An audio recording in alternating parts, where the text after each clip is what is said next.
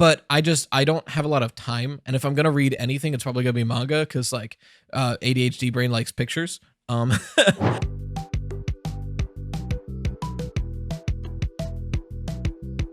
Ladies, gentlemen, and those with the good sense to do away with the whole notion, I welcome you to the premier audio medium for all your Fazbear entertainment needs, the Freddy Fazbear Pizza Podcast. Note, FFPP is not responsible for any loss of appetite, disinterest, dismemberment, or other legally classified statuses. So strap in and enjoy. Hello, everybody. Welcome back to another episode of the Freddy Fazbear Pizza Podcast. We have a lot of house cleaning to do. I have some topics, some questions I got from the email. But I do want to say up front, it is 7 a.m., so if I sound a little groggy, I am. I literally woke up, I got Dunkin', and I came back to record. So that's been my day so far. But all the boys are asleep. The wife is asleep, so I've got time to record. So we're going to do that now. Like I said, we're going to do some housekeeping to start off with, and then I kind of want to talk about FNAF 4 and the potential implications amongst the franchise with a story that's coming out next month. So we will be delving into some light spoilers, but I'll do my best to avoid the spoilers of the book, and I'll give a proper warning and a timestamp to skip when we get there. So for now, let's go right into the housekeeping. At the end of the last episode, I said that we didn't have a good outro. We still don't, but someone had suggested one that I don't love the actual suggestion as an outro. I think it works more as like a tagline, but the one word they used, I really want to try to fit into an outro if we can. So once again, in the comments below or in the email, if you can think of a good outro, submit it. I'll credit you. It's an outro, so it's not like I'm going to pay you or anything. But I really like the suggestion by Andy Bryan 7151 on YouTube. Enjoy the pizzabilities. I don't know if I like it as an outro, but I really like the word pizzabilities. So I wonder if there is an outro phrase that I like more that uses that word. So if you can think of one of those, that'd be even better. But also, I got this email, and it's something I can't believe I forgot. From Darth Square. Hey, loved your first episode of the new podcast. Thank you. Will there be a standard release date for new videos? Not sure if you mentioned it or not. I might have missed it. You didn't miss it. I just forgot to say one of the most important things I'm supposed to when you start a new series, and that's when you're releasing it.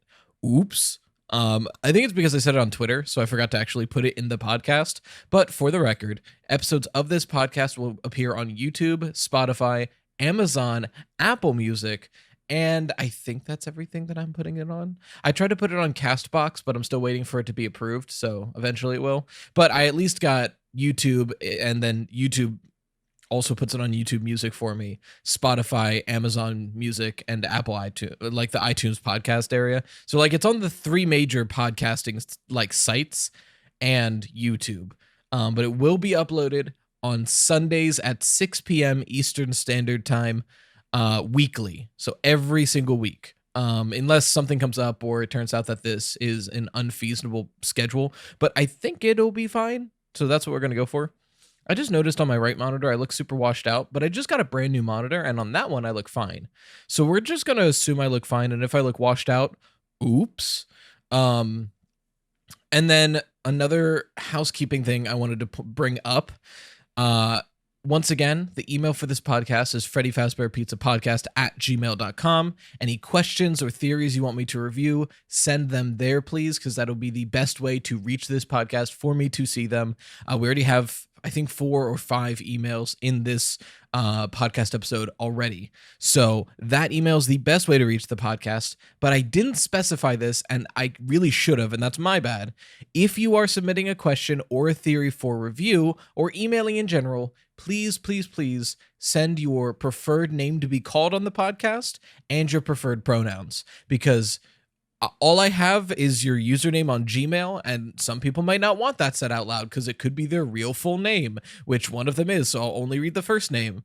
And then I don't want to guess anyone's pronouns based on like their name on Gmail. So if you really could just send your, like, what you want me to call you when referring you, and then your preferred pronouns, that would make my life so much easier. Thank you so much. I should have said that up top. I forgot to. Also, apparently have to turn the vibration off of my phone because that was really loud, and I hope that didn't get picked up.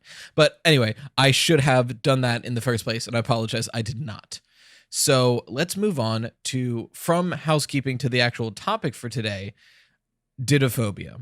So for those who don't like spoilers of books, I will keep this very light so that you can still enjoy the story. So I don't want to say, actually, I don't know if I can because I have to talk about the main guy, Rory. And like, so I guess I'll just say spoilers for Dittophobia right now. You can skip to 9:52 to avoid them. And hey, editor Riley, please remember to put another version of you saying the timestamp while you're editing. I just hid my mouth on purpose, so you can just put it there. Please don't forget to do that, editor Riley. Anyway, so Dittophobia is coming out next month in the B72 Tales number 8. And I don't like discussing, like right straight up, I don't like discussing books that aren't out yet. I don't like discussing books that aren't out yet, straight up. But I kind of have to, like my hands are a little tied there because since the books leak so early, all like half of the community, especially on like Twitter and sometimes on Reddit, will discuss it, theorize about it, bring up new ideas about it, and then drop it after a week before the book even gets released. So if I want to release a relevant theory video in that conversation, I kind of have to release it when it leaks. But I hate discussing the books when they leak because then you literally, like, you are spoiling this story that these authors and publishers have worked so hard on. So I know I don't have a lot of pull for like what the community does, but if I could like get anyone's ear, I know you guys are excited for the upcoming books, and that's why you do these live readings so you can talk about it and theorize about it. Please, community at large, stop leaking the books, or at least stop leaking them months in advance and then posting about spoilers on Twitter. Like, I feel like nobody cares about people who want to read and experience the book the proper way when it actually comes out. But like we have with Tiger Rock. Tiger Rock was especially egregious, right? Because we had the epilogues where Kelly gets killed and like the mimic puts on the suit she's wearing and kills her. And people were so excited thinking that it was Burn Trap that they were like non-spoiler alert posting that Kelly dies on Twitter. Like imagine you're a casual fan who just likes to read the books and then you open up Twitter and people are like, Kelly is dead, this solves everything. And you're like, Kelly is dead? What, did I miss a book? No, the book comes out in 2 months, but the spoiler is that Kelly dies. It's like, I would be furious. Or like, imagine if you're on the FNAF wiki and you haven't read the book yet because it comes out in a month, and you're scrolling through and you see like on the Burn Trap page, it's like Burn Trap's corpse is Kelly because she dies. It's like, what? So all I ask, I'm sure leaks are still going to happen, but as a community, can we please just wait until the books come out to talk about them? Because I don't want to do this, but like algorithmically, I kind of have to. Because the whole community is already talking and theorizing about a book that hasn't come out yet. I guess rant over, but like it really annoys me that anyone does this and I'm participating in it, but I kind of have to. So about Dittophobia, right? Rant aside, let's talk about the spoilers here.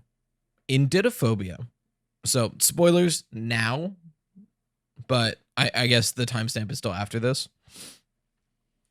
In Dittophobia, we meet a boy named Rory, who is essentially going through experiments in an exact replica or literally the same place as the FNAF 4 house, where he's getting constantly nightmare gas pumped into his like room and fake house he lives into, so that when he's awake during the day, he kind of wanders around aimlessly until he goes back to bed. But when he goes to sleep, he wakes up at midnight, and then the marionettes that are like on tracks to go towards him look like the FNAF 4 monsters. And it was like this experiment William Afton was doing, but they left it. But since it's an automated chamber for like 10 years, he was just doing it on repeat. And we learned a lot more about it. Like there's a cassette tape that plays and tells him like, hey, you ran away because you're a loser and nobody likes you, but you're safe here. And he's like, you know what? I am safe here. And he turns the gas on and goes back to bed. There's a lot more to that story. It's actually really good and incredibly dark and messed up story. But I want to talk about the implications that it has for FNAF 4. So I guess spoilers for the story end here. And like I'll talk about Rory a little bit more, but this is like it's much less spoilers at this point, I feel like. But if you don't want to hear anything about the story, then I guess go to this timestamp. 1603. Editor Riley, I'm really, really banking that you remember to do both. Please. If not, I know at least on YouTube, I'll have it chaptered. Because that was another thing. I forgot to chapter the video when I uploaded it to YouTube, so sorry about that. Anyway, so with FNAF 4 specifically, I don't think this story is telling us exactly what we see in FNAF 4.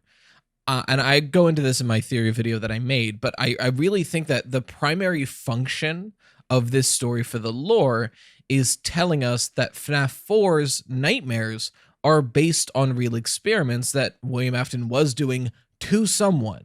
So the big question is, like, who is that someone? And I actually disagree with the video I made, because at first, and I'm still leaning this way, but someone raised an interesting point that we'll talk about. Originally, my guess was that Michael Afton was going through these FNAF 4 experiments done by William. Like, William was doing them on Michael Afton, one, to actually, like, learn and, like, get good information on the human psyche and fear. But also, I'm sure William Afton was probably enjoying it, because this would have been after the crying child died. So it could also be seen as, like, a form of revenge against Michael Afton for causing the death of the crying child. And then the reason Golden Freddy and eventually Nightmare shows up is in another story, which I don't have, no spoiler warning because I'm not telling about the story at all. I won't even say the title, but another story in that book goes into possession and haunting. And a grandma in there says, like, oh yeah, when someone starts to haunt you, the first step is that you'll have weird hallucinations and dreams that are not your own and memories that are not your own. And I took that as, okay, the crying child is reaching out to Michael Afton while he's having these PTSD nightmares. Oh yeah, I got way ahead of myself. Sorry, I'm excited to talk about this new thing. So FNAF 4, I don't think is the experiments of William, like, doing this to Michael. I do think FNAF 4 is the nightmares Michael has after being experimented on with this, like, nightmare gas chamber. So that's kind of where I'm thinking for the whole, like, what is he thinking? Like, what is the FNAF 4 gameplay would be the nightmares of, like, PTSD from going through those experiments. So cutting to the haunting thing about, like, someone possessing you, affecting your dreams and hallucinations. In the theory video, I kind of went into, well, Crying Child could be reaching out to Michael Afton, and that's why there's Fredbear there, right? Because whenever Crying Child reaches out to Michael Afton, it's usually Golden Freddy, and it's me. Now, sometimes it kills Michael, but that seems unintentional. It seems like he's more so trying to get his attention. So I could see the fact that the nightmares all changed to Fredbear by the end of FNAF 4. That's like the Crying Child trying to reach out. That was the theory I presented, but somebody pointed out that if what I said earlier is true and you get dreams and memories that are not your own, wouldn't that imply that if Michael is having these nightmares, which I do think is true, would the dreams fully not be his own, and instead the dreams would be from the crying child? Like, and these are the crying child's nightmares of the crying child being experimented on. And I think that does make more sense with the rules about possession we've just learned from that other story. But I don't see a reason why the crying child would have been experimented on. Like, maybe that explains why the crying child is so terrified of the animatronics, but, like, why? Like, why would William have done experiments that early in the timeline on his own son? I feel like William Afton as a character makes the most sense if his killings and experiments are fueled by the semi-accidental death of his youngest son to start the timeline. I'm still pretty convinced on that the crying child dies first. So if that's true, then I don't see a reason why the crying child would be experimented on in that way. Unless that was part of William trying to bring him back, but that seems kind of strange. So that's kind of where I'm at with that. And then briefly touching on Midnight Motorist, a lot of people saw that Rory, our main character, ran away from his home at some point. And I understand that, like, once we hear like, oh, this kid ran away, we finally have an answer for Midnight Motorist because Midnight Motorist's kid run away. I go into the theory, but on the video, but again, I don't see that connecting well because like the parents in Midnight Motorist are drastically different from the parents that Rory tells us about in Dittophobia. So like that already is super different, and it's in a story that describes locations from the games nearly perfectly. It would feel strange that they suddenly dropped the ball on the parents' descriptions, which makes me think that they did that like on purpose to not talk about the Midnight Motorist parents because Rory is not the runaway kid. And even evidence and logic aside, would we really want Midnight Motorist's mystery to be something we literally just had no information about until like 4 years later? Like that seems really unsatisfying for one of the biggest mysteries still in FNAF. I'm still convinced Midnight Motorist is about the Aftons, but I think it's at least about a family we've heard about around that time, not some child we've never heard about until next month. And then finally, moving on to the questions we got submitted, I want to talk about Help Wanted 2 a bit. So Help Wanted 2's gameplay, we got to see a little bit of it from Dawko's video. After PAX, we got to see 3 games.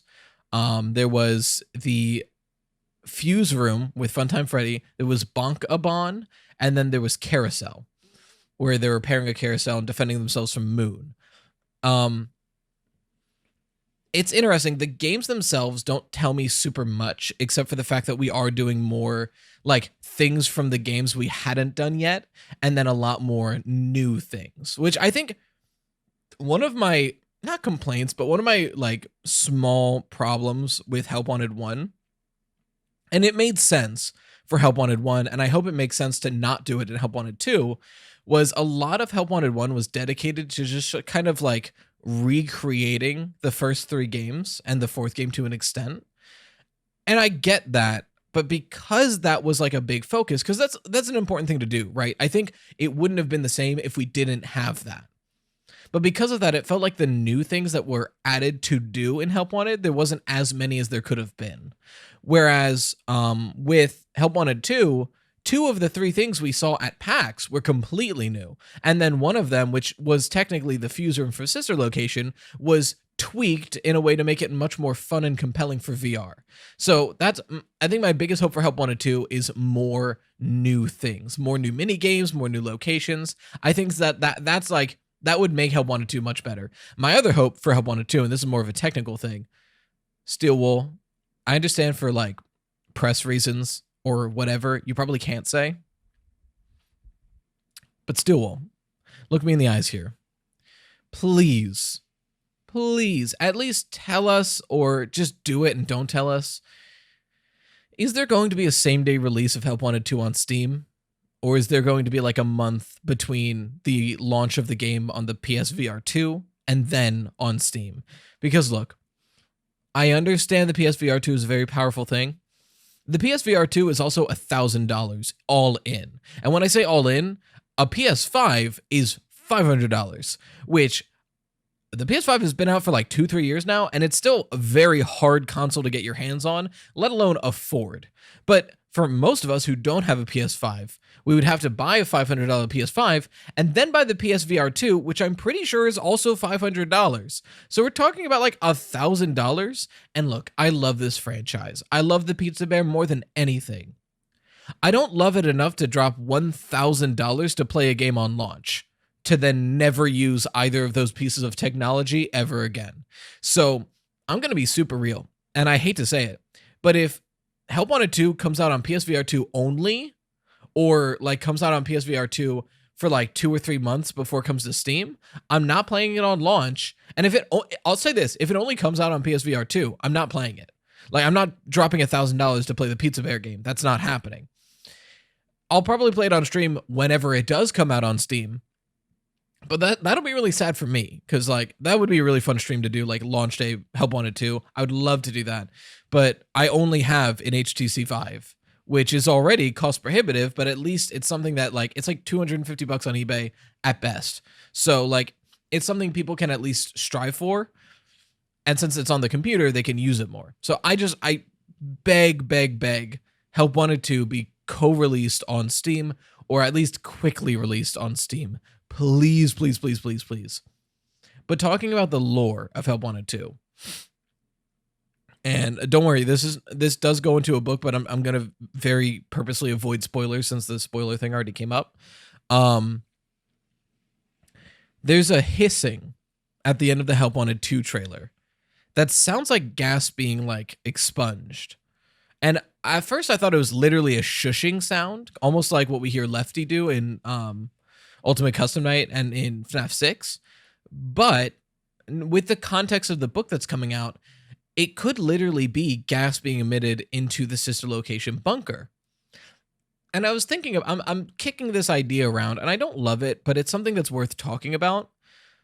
If there is nightmare gas like that causes these either horrific hallucinations in the night or in the daytime, makes places look cleaner and nicer than they are, and that's in the sister location bunker, I think it's worth thinking about if the sister location bunker we see in sister location is a lot more run down and rudimentary than we see it.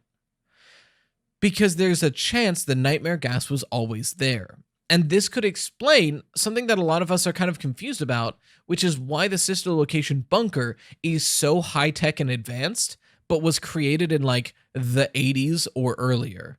Like, I'm pretty sure the only explanation we have for that now is like, oh, it just is, and you move on. But that doesn't feel good.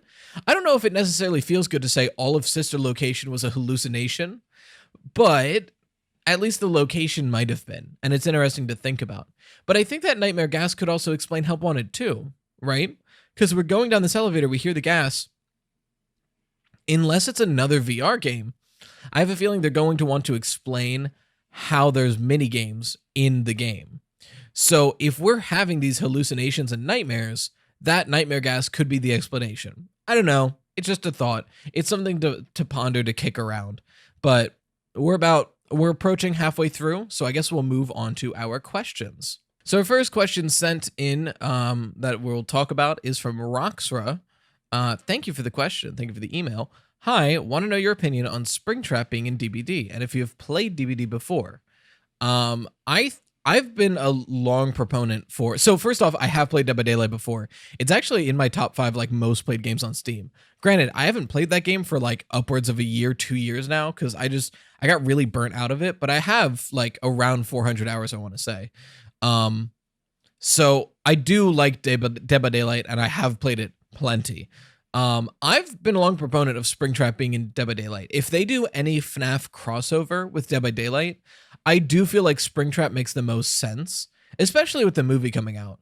But Springtrap does make the most sense. And I think a Springtrap Dead by Daylight, like Springtrap Michael Afton Dead by Daylight package with like probably Fazbear Frights as the map, I think that would go really hard. That would be really, really good. Or even like FNAF 1 as the map. But I don't know if they will. I know recently someone asked on the Reddit, like, will FNAF ever be in the game?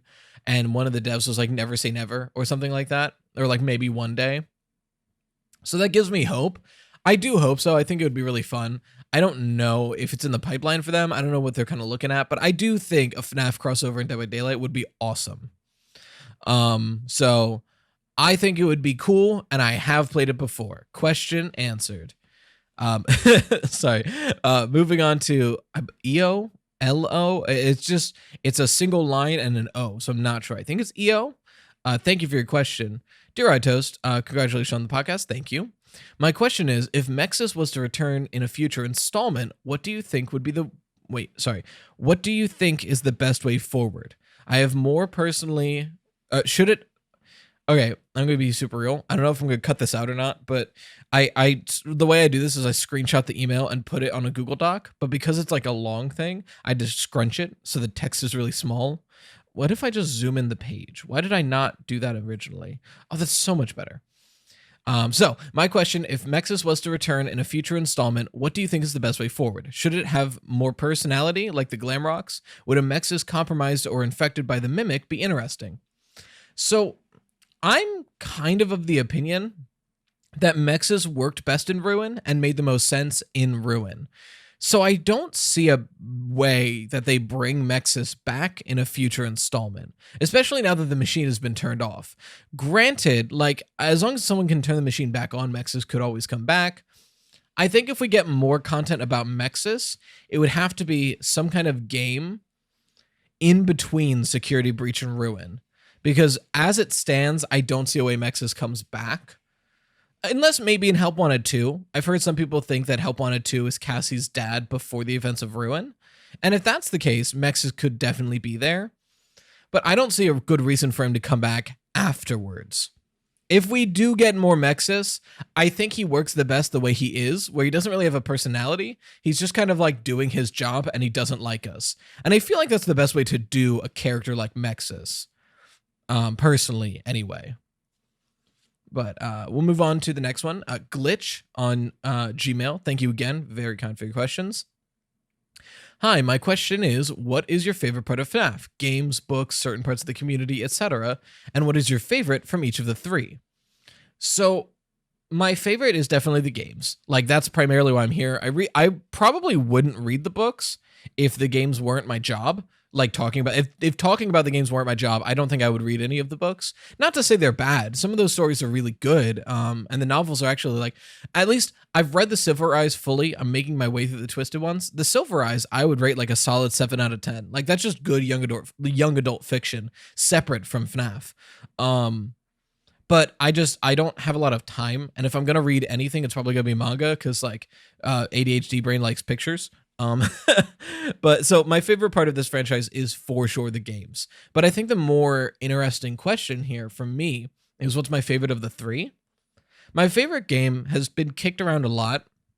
I would say in the present moment, my favorite game from the franchise is either Help Wanted, FNAF 1, or Security Breach Ruin specifically. If you count Ruin separately from Security Breach. Just because those are the games that, like, not only scare me the most, but I have the most fun playing. I think Ruin wasn't necessarily, like, scary, but it was so fun and well made that it makes up for the lack of scary, right? Like, for me personally, FNAF 4 will always be the scariest individual game, but I don't like playing it. Like, I don't like the mechanics that much. So it's lower on my list. It's scary, but not as fun. Whereas Ruin is like super fun, but not as scary, but it's fun enough that it makes up that difference.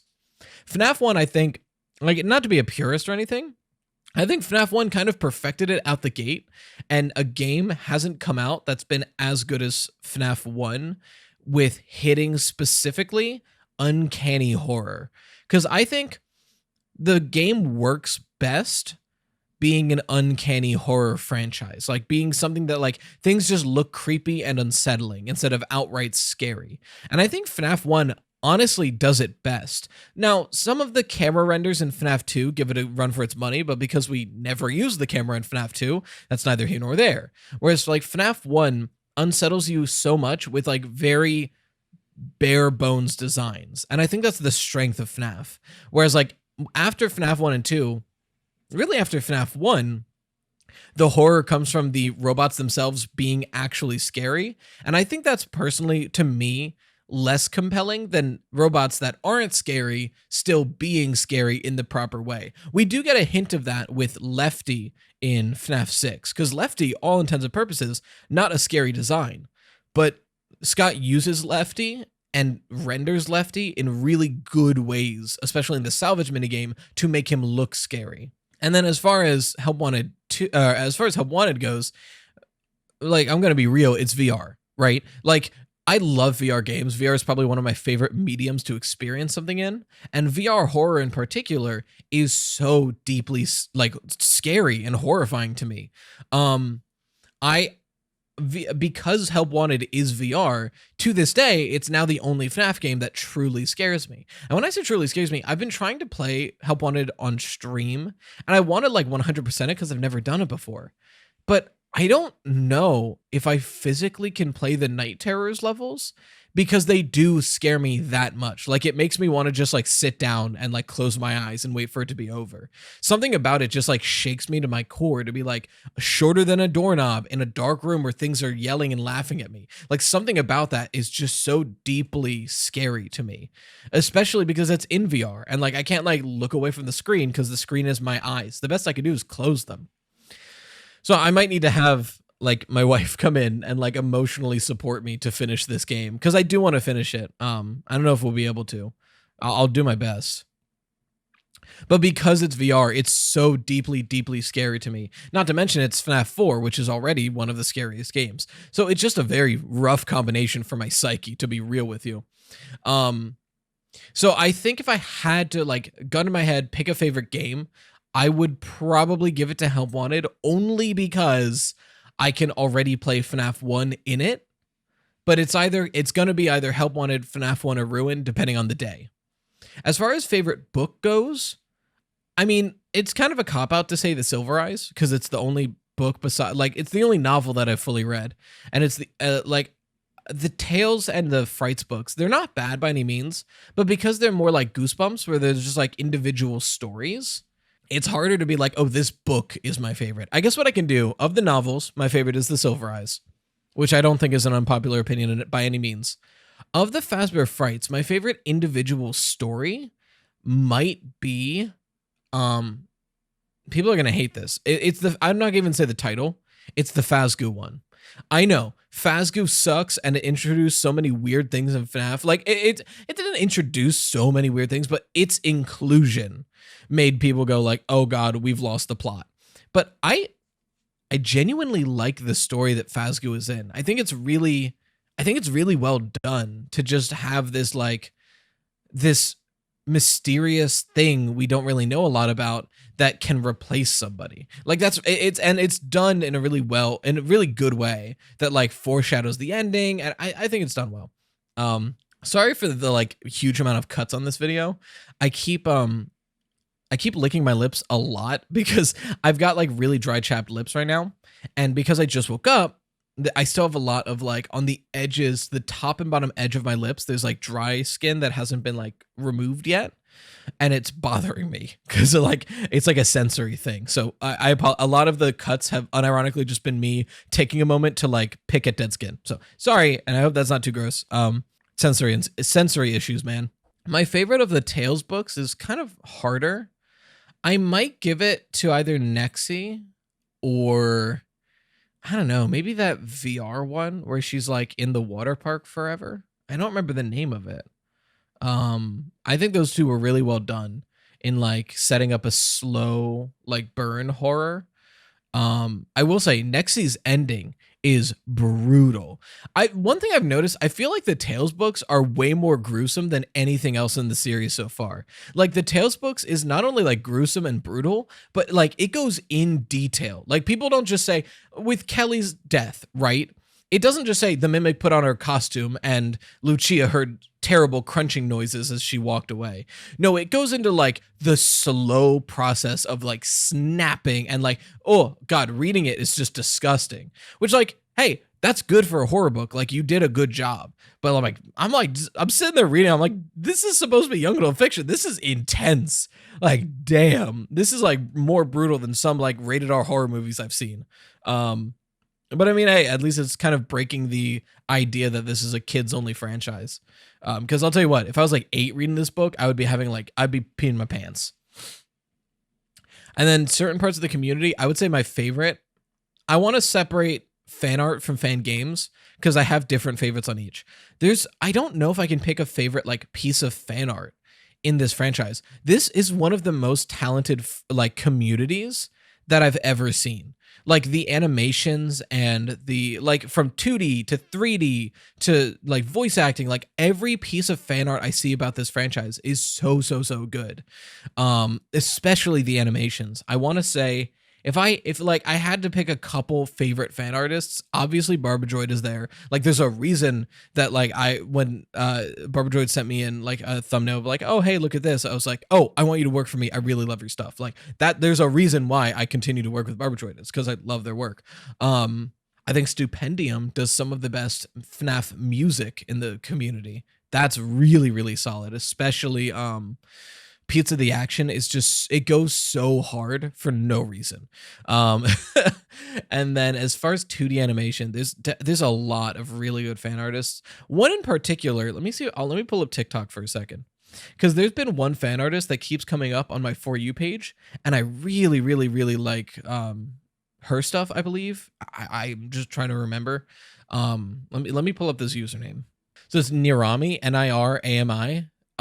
Super, super talented. Like even the non-FNAF stuff I really, really like, but I especially like the FNAF stuff. Really talented, really funny, well done stuff. So I whenever like some of their stuff pops up on my page, on like my For You page, I get so happy. I save it immediately. So like, and then as far as, so like fan art, yeah, it's like, it's hard to pick a favorite fan art, but like of those mediums, those are the people that come to mind. And then as far as fan games go, for a long time, my favorite fan game was Pop Goes.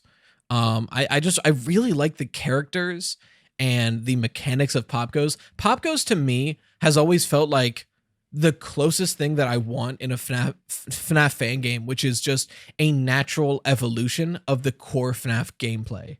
Because a lot of the times for me, I feel like FNAF fan games either are just a different restaurant with different characters, or it's completely separate. Whereas Pop Goes always felt like a very natural evolution of what we're already doing in FNAF. Which is also like, I love using the cameras, and Pop Goes is very cameras heavy. So the fact that you use the cameras, it's already up there for me.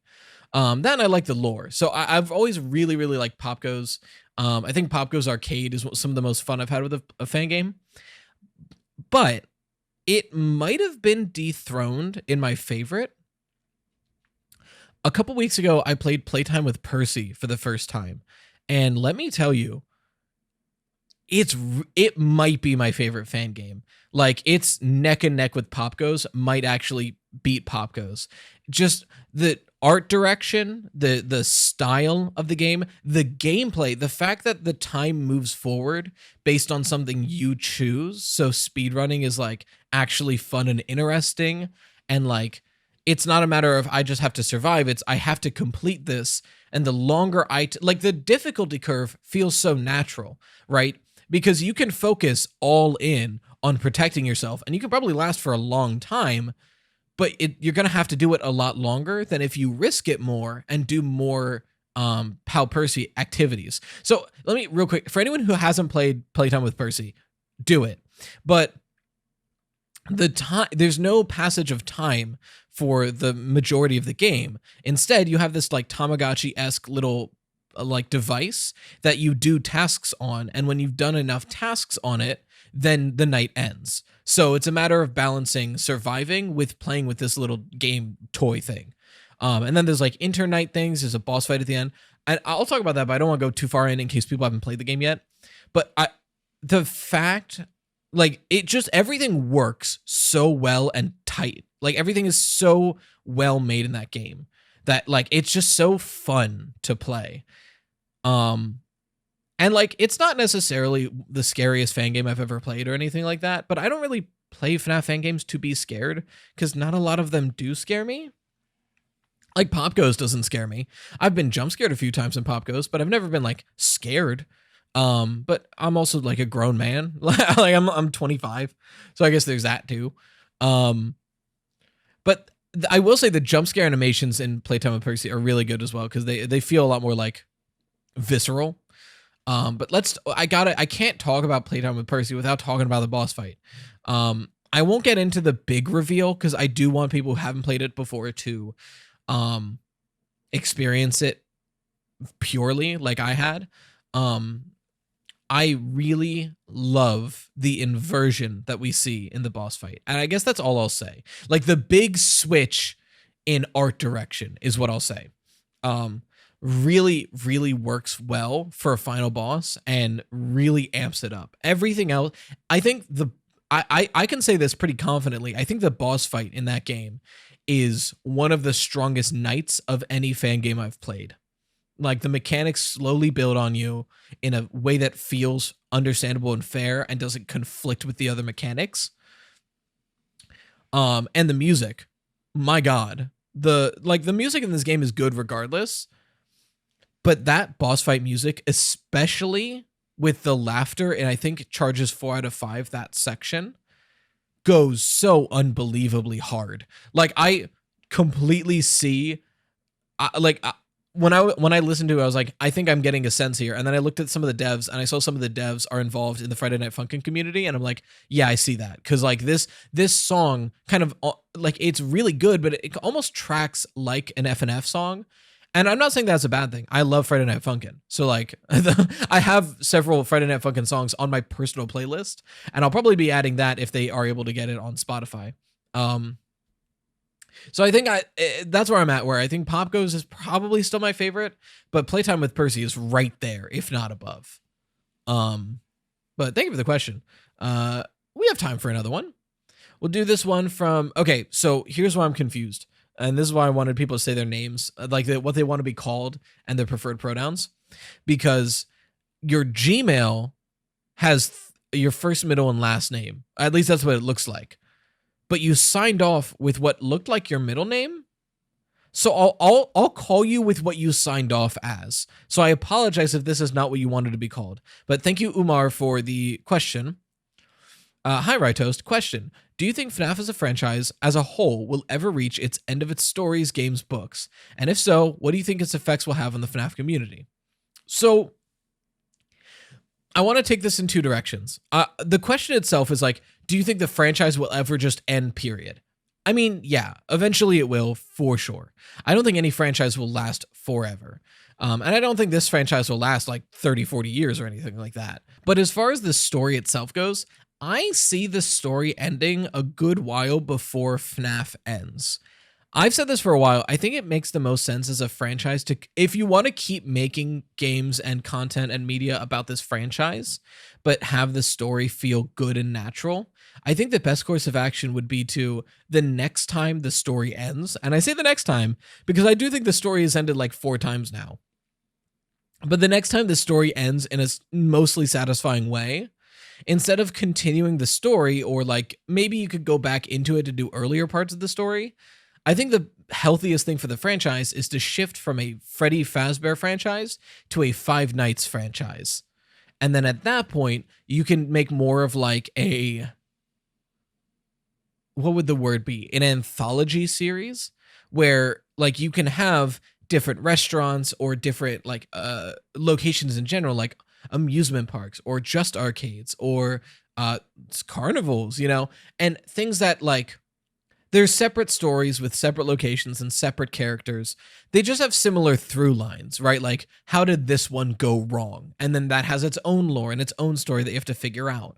And I think that's probably the healthiest thing for the franchise moving forward after they finish the current bit of story they're on. Will they do that? I don't know. I think that's our best case moving forward, but we'll see. Ultimately, it's up to Scott and Steelwool. Mostly Scott. I'm 90% sure that like Steelwool is just doing the story that Scott wants them to. I know for a fact, like Scott is definitely still heavily involved, like just from his Reddit posts and what he like, and the story at large. I think Scott is still heavily involved. But until Scott wants to do that, and I don't know if he ever will, I don't think we'll get that. I think an anthology is the healthiest way for it to move forward. If we're just talking about the story as it is now, how much further does this go on? I say about like 5-10 years. I'd give it. And then the franchise would probably be soon after that if they don't anthologize it. Because this franchise is already approaching, like it's 9 years old, which is insane to think about.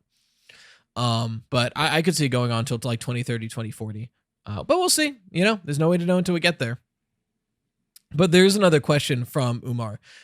We've gotten a FNAF movie, VR, games, books, graphic novels. What would you personally like to see the franchise come up with next, and why? For example, have its own TV series.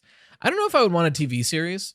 I think that would be too direct. Maybe that could be the final project in the franchise where like they just do a TV series that tells us directly the lore. There's two things I've kind of always wanted from FNAF as a franchise. One of them, and kind of going back to Pop Goes, because Pop Goes has this, would be like a Fazbear Archives, where we have not necessarily a game, but an interactive media that would just, like the character encyclopedia, here's every character and every game we've ever made in this franchise and a little bit of information about each of them. Because there's the Pop Goes Archives that has that as well. I think that would be really healthy for the community as like a final hurrah of the franchise. Because I don't want it to tell us, I don't think I ever want the games or the franchise to come out and be like, hey, by the way, you had some good guesses. Here's the entirety of the lore and story of this franchise. I don't want that. I think that would kind of damper the fun. But I wouldn't mind if we're never going to get content again at some point in the future, giving us one last, hey, here's a little bit of information on everything. Use this for your theories. Have a good life. Like, I think that'd be a really nice send-off. I want that before the end of this franchise. As far as a specific medium, so this kind of goes into a game. Like, I know we already have FNAF games, and we have some lighthearted ones. I do really want more lighthearted FNAF games. Like, I know some people are going to be complaining that, like, oh, it's a horror franchise. It needs to stay horror. We got to keep the kids out of this franchise. Let's be real. Yes, the books get intense. Yes, some of the games are scary. A lot of this franchise is kids. A lot of this community is children. But, like, I don't think it's childish to want to enjoy a franchise without having to play a point-and-click horror game. You know? Like a fighter, or, like, someone made a Fazcarts FNAF game. Hell, Fanverse, pick it up. Make it like pump it with money, make it super solid. I would love a kart racer for this franchise. I love kart racers. That sounds so fun. There's an ambulance going by. I hope you can't hear it. But I'm going to keep talking anyway. So I think I would want more lighthearted games. That'd be my number one want for this franchise. So I can play and experience this franchise without having to sit down on my computer and play a very like intense horror game. But yeah, that would be what I want. And we're coming around 50 minutes. Granted, I'm sure a lot of this is going to get cut out, so we might be closer to 45, but this still feels like a good length. So we'll leave it at that. Once again, if you have any questions to submit to the podcast, it's Freddy Fazbear Pizza Podcast at gmail.com. Please tell me what you want to be called and your preferred pronouns so I can address you correctly. I still have a lot of emails where I don't have that because I forgot to specify that. So probably the next couple episodes will be like that. I am working on getting some guests. I've had a lot of people contact me. I've contacted some people. It's just a scheduling thing. Like, it's hard to block out 2 hours of two separate people's times. So we'll get there when we get there. But I do want to say thank you so much for the incredible support on this first episode. I think the first episode has like 11,000 views already on YouTube, which for a podcast, that's like a new podcast. That is so amazing. So thank you so much. Once again, new episodes every single week, Sunday, 6 p.m. EST, YouTube, Spotify, Amazon, Apple, or I guess YouTube, Spotify, Amazon, iTunes. Go listen to it wherever you want, wherever you get your podcasts. It's there. And I don't have an outro yet or sign off, but something pizza abilities, and I'll see you next time.